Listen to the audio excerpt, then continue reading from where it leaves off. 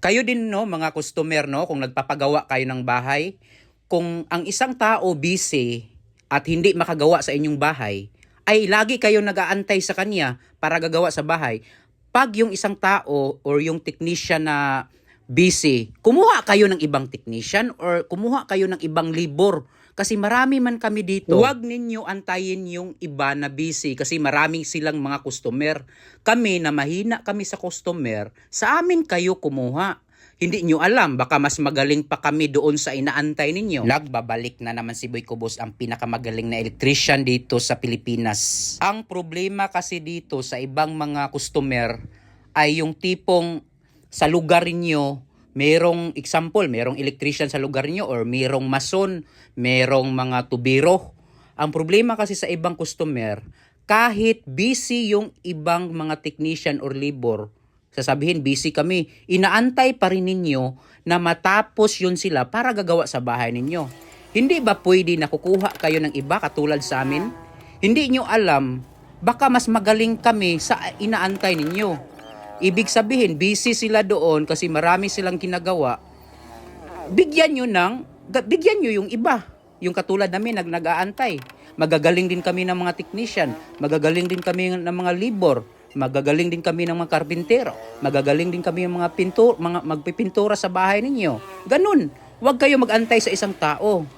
Kasi, bigyan nyo ng chance yung iba na gagawa sa bahay ninyo. Hindi yung mag-antay kayo sa iba. Kahit natagalan na yung bahay niyo, natingga na kasi nag-aantay kayo sa isang tao, nandito lang yung ibang tao, katulad ko, nag-aantay ako. Dito sa amin, sa lugar namin, may mga electrician, no? Kunti lang kaming electrician dito, siguro nasa mga 10 lang.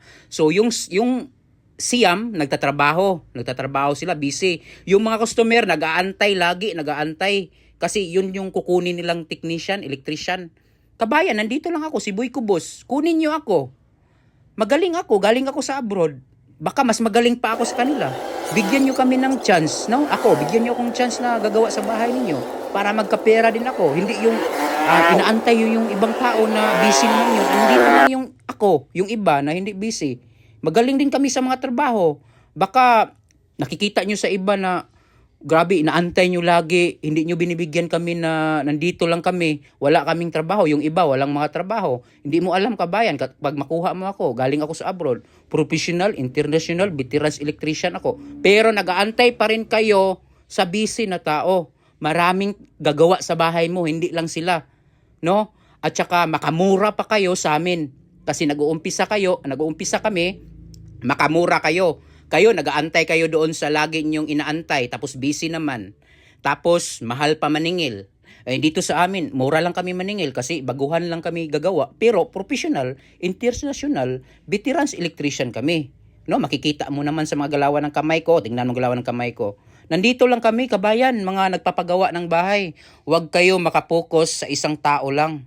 Bigyan nyo ng chance yung iba katulad ko at yung iba dyan na walang mga trabaho na mas magaling pa sa inaantay ninyo. Yun kasi yung problema kasi yung iba wala nang trabaho kasi lagi kayo nakapokus sa isang tao lang. Dito kami, kabayan, nag-aantay ha, mga customer dyan, nandito lang kami. Mura lang kami maningil.